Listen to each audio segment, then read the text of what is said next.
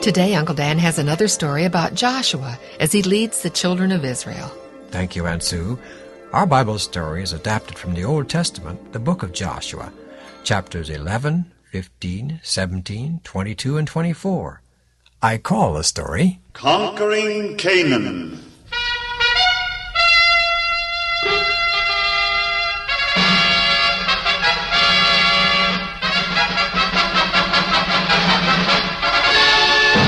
The northern part of Canaan was occupied by many and strong peoples who became terrified at the success which had attended Israel in South Canaan.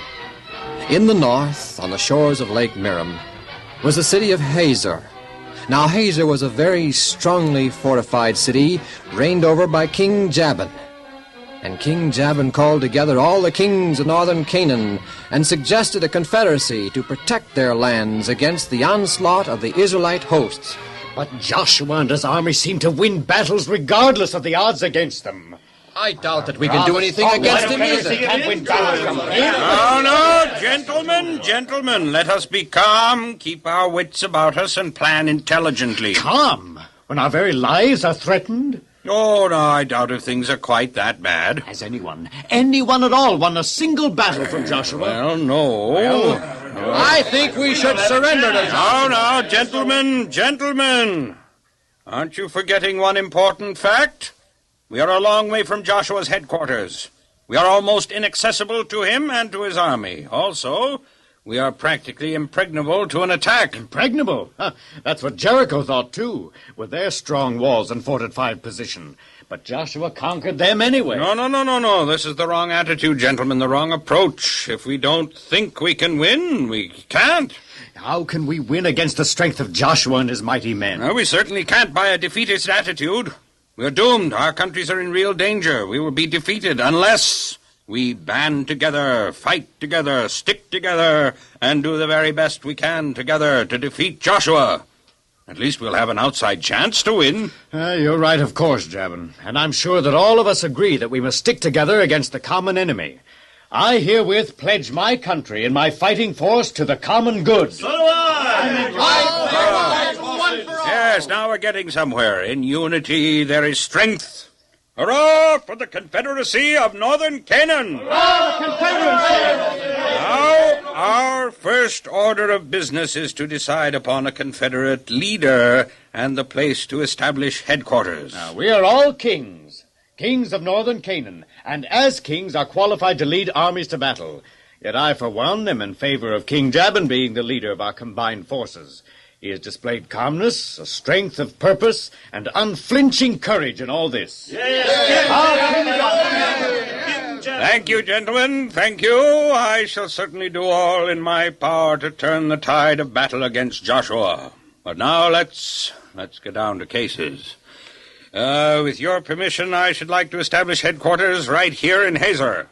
Certainly there's no better fortified city in all Canaan than Hazor. It is also my suggestion that we let Joshua bring the war to us. We will let him attack us. Then we will have a definite advantage. Are we all agreed on this? Now,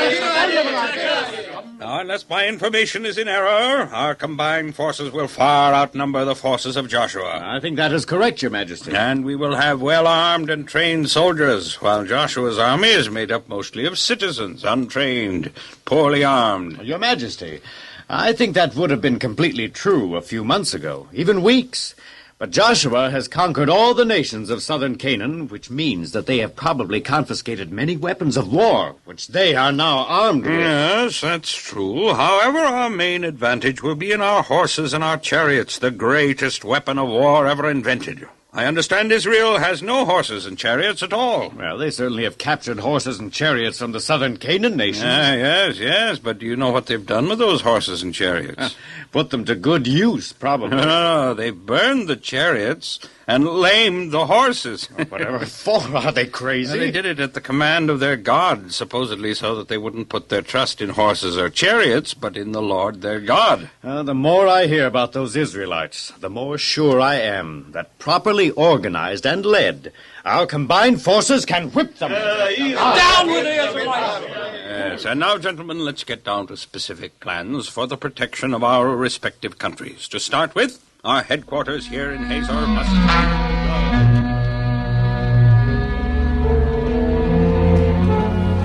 Meanwhile, at Gilgal, the camp headquarters of Israel, Joshua was addressing his great army of mighty men and warriors. Mighty men of Israel, in your hands rests the final conquering of Canaan. Although most of Canaan is now in our possession, there remains northern Canaan and some of the western nations to yet depossess.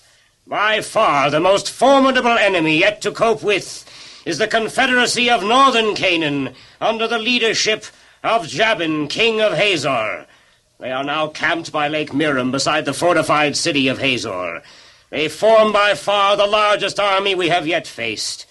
Their soldiers are in number as the sands of the sea. But the Lord God of Israel said unto me, Be not afraid because of them, for tomorrow about this time will I deliver them up, all slain before thee.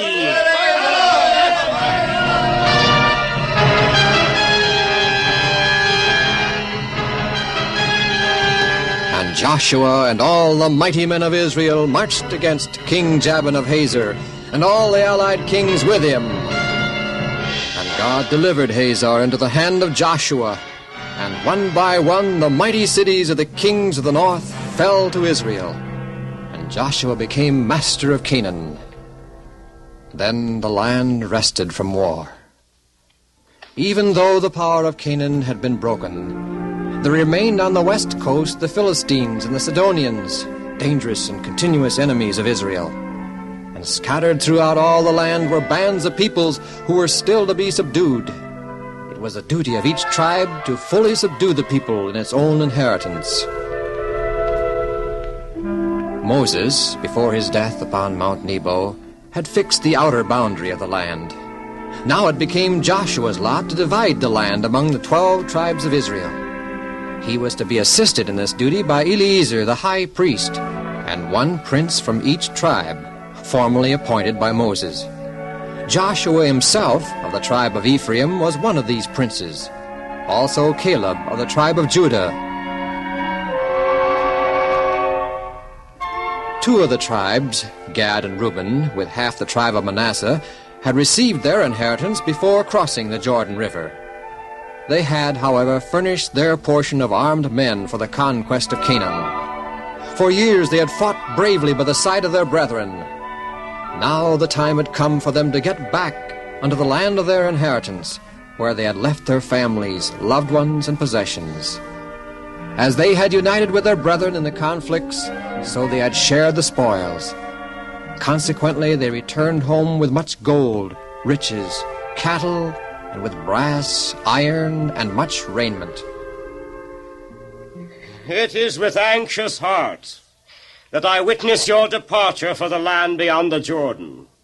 You will be far from the sanctuary. Strong will be the temptations in your isolated and wandering life to fall into the customs of the heathen tribes that dwell on your borders. I plead with you, be of strong courage, and remain true to the precepts of God's immortal law. Caleb of the tribe of Judah was one of the princes appointed by Moses to aid Joshua in making proper and fair distribution of the land of promise. Now, before the actual distribution began, Caleb came forward with a special claim. Greetings, Caleb. Salutations, Joshua. Have a seat and visit a while? I don't wish to bother you, Joshua. You're a busy man. No more busy than you, I'm sure. And I think we're due a short reprieve from duty to reminisce, don't you? After all, Caleb, we are the 2 oldest men in Israel. You and I are the only ones yet alive who actually came out of Egypt. I don't feel old. How old are you, Caleb? 85, Joshua. Well, you're still a young man compared to me. You're only a few years older than 85. Well, a few years can make a great deal of difference at our ages. Perhaps so, but I wouldn't know yet.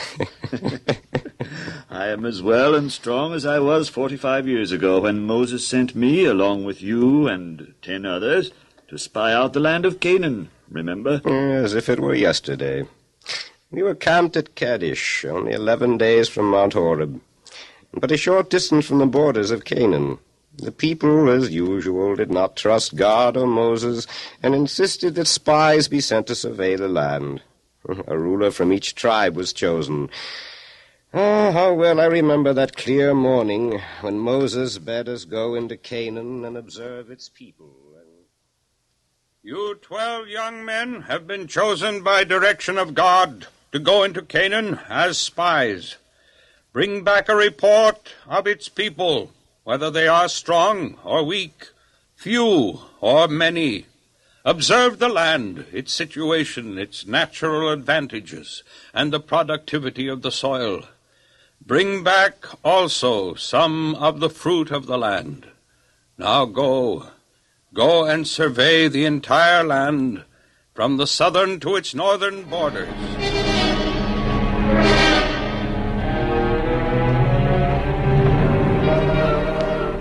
So this is Hebron. Yes, Hebron, one of the most renowned spots of the world. For many years it was the home of Abraham, Isaac, and Jacob. The cave of Machpelah is here. That's very true, Joshua, but it isn't a friendly spot any longer. It's now occupied by the Anakims, probably the fiercest people in all the world. And did you ever see such large giants as these Anakims? I didn't even know such large men existed. They make us look like mere pygmies. And the cities of Anakim, such strong walls and fortified, positively impregnable they are. I think it's impossible for us to conquer Canaan. The people are too strong. The Lord is on our side. Nothing is impossible to God. Anyway, it's not our duty to decide if we can or cannot occupy Canaan. Our job is to look it over and report what we find to Moses.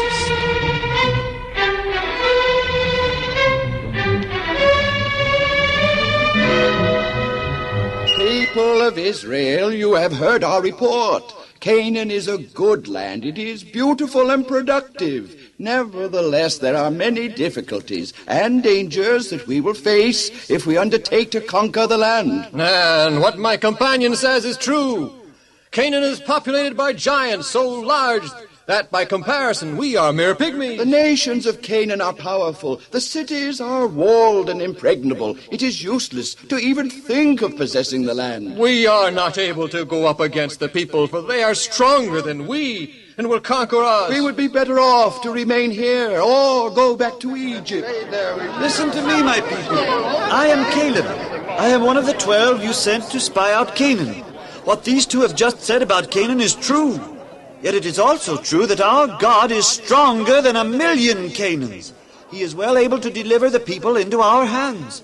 Together with Joshua, I beg of you, let us trust in the Lord our God and go up and possess Canaan. Caleb and Joshua do not tell you the truth. They are unfaithful to God and to you and your families. It would be better for us to die in the wilderness than to die fighting the strong nations of Canaan. Away with Caleb! Stone them!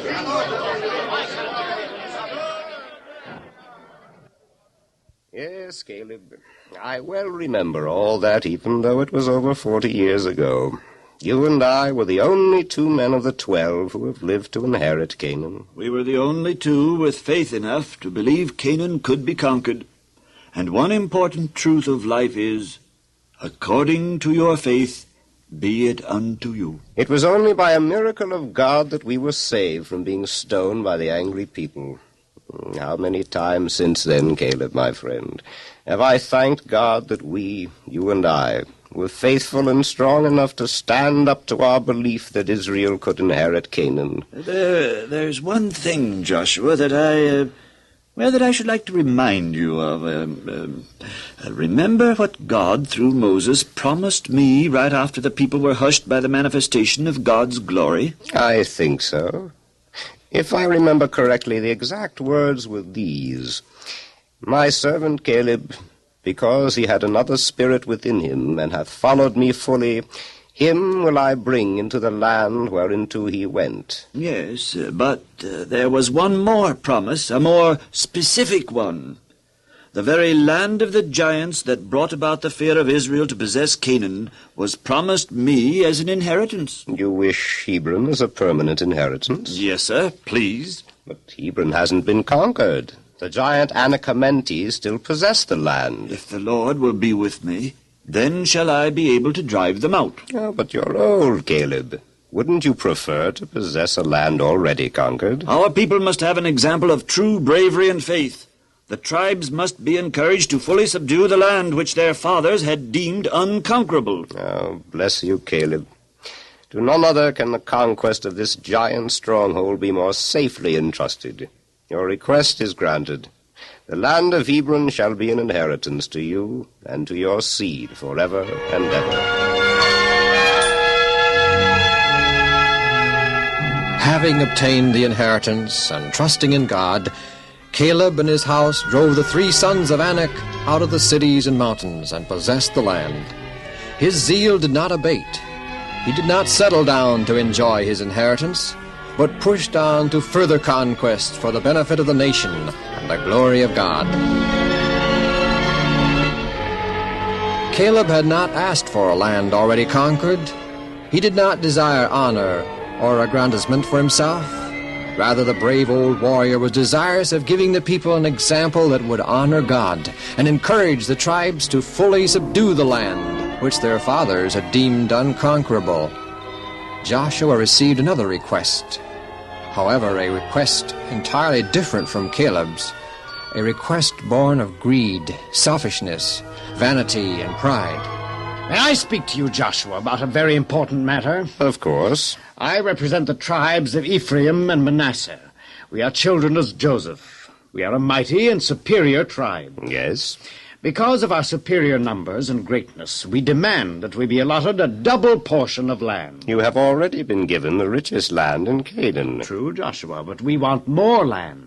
Anyway, many of the cities of the valley are still in possession of the Canaanites. And your tribe shrink from the toil and danger of conquering those cities. Is that it?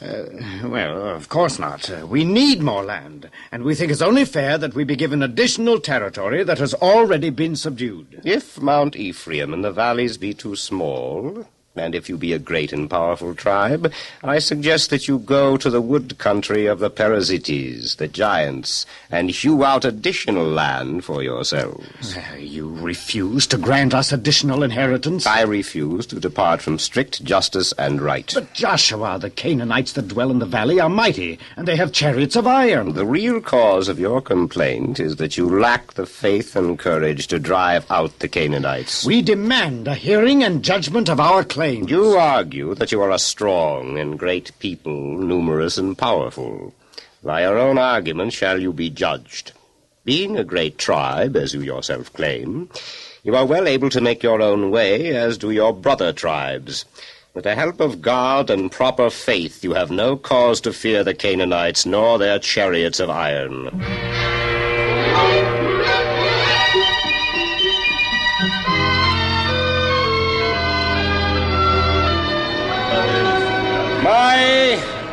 My dear people of Israel, ever since we crossed the Jordan River, we have been camped here in Gilgal.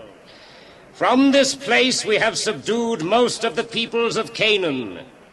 We have divided the land of Canaan among the 12 tribes. And now we must move on to a new location.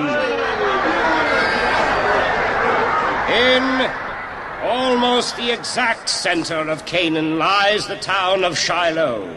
The territory around Shiloh has been thoroughly subdued and the enemy routed.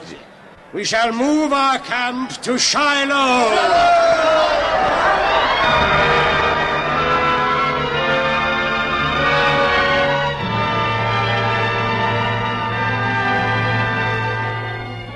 And the whole congregation of Israel assembled together at Shiloh and set up the tabernacle of the congregation there.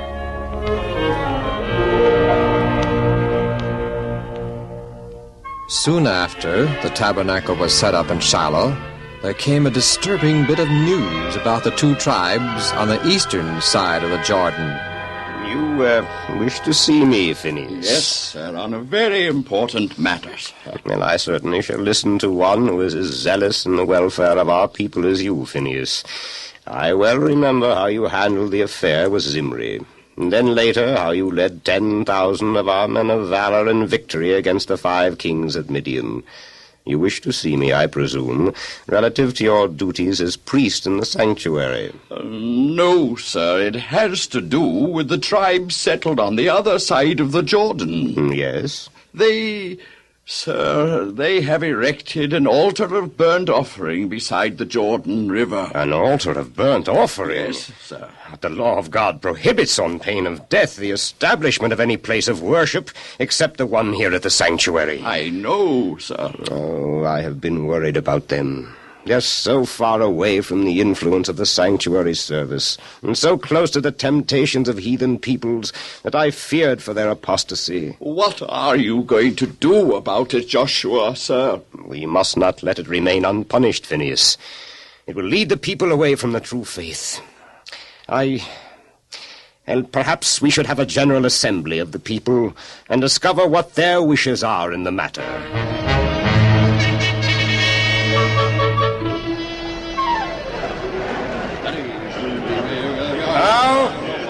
You have heard the accusation against our brother tribes on the other side of the Jordan. What is your wish in the matter? There is only one course open to us, sir. Make war against them and forever stamp out them and their apostasy. Oh, people of Israel, how do we know that the report we received is true? It is true, Phineas. Our brothers have erected altars by the Jordan. That is in direct disobedience to the commands of God, and according to the law, must be punished by death. I readily admit that such an act is worthy of death. However, before punishment is pronounced upon them, it is only right and proper to let them defend themselves. We should give them an opportunity to explain their conduct. They should be put to death, every one of them. Just a minute. Just a minute, my dear people. Phineas is right. His counsel is sound. In fairness to our brothers, we should send a delegation to discover the full truth of the matter. If guilty, they will be properly punished. If we punish them without a fair trial, we will be guilty of mass murder. With your approval, I shall appoint one prince from each of the tribes to go to Gad and Reuben on the other side of the Jordan to discover the truth.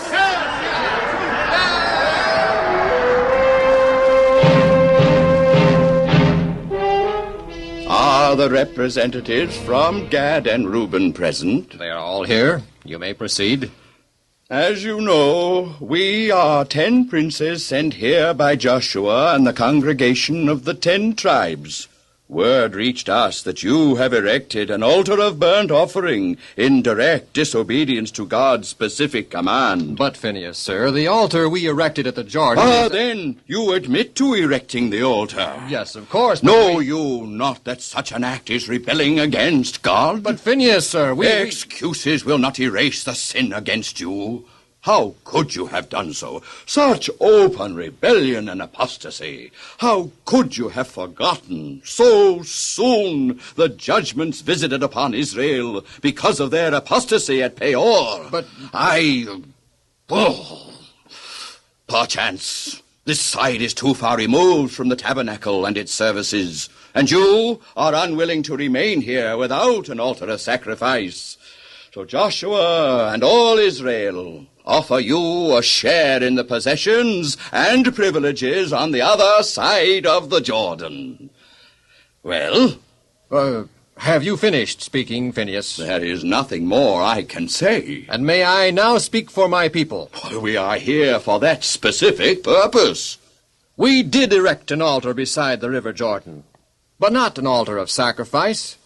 It simply stands as a witness that we, on this side of the Jordan, are also worshippers of the living God. Oh, no, well, not for one. We were fearful lest our children and our children's children might forget God. And because of their separation by distance from the tabernacle of God, they might be excluded from the services and blessings of the sanctuary. That is why, my brethren, we erected an altar of remembrance.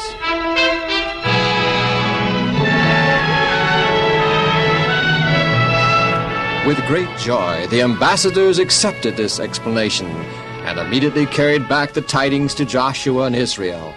And all the people were united in rejoicing and praise to God. In thee, O Lord, do I put my trust, for thou art my hope. Thou art my trust from my youth. Thy righteousness, O Lord, is very high. My soul shall sing unto thee, for there is none like unto thee.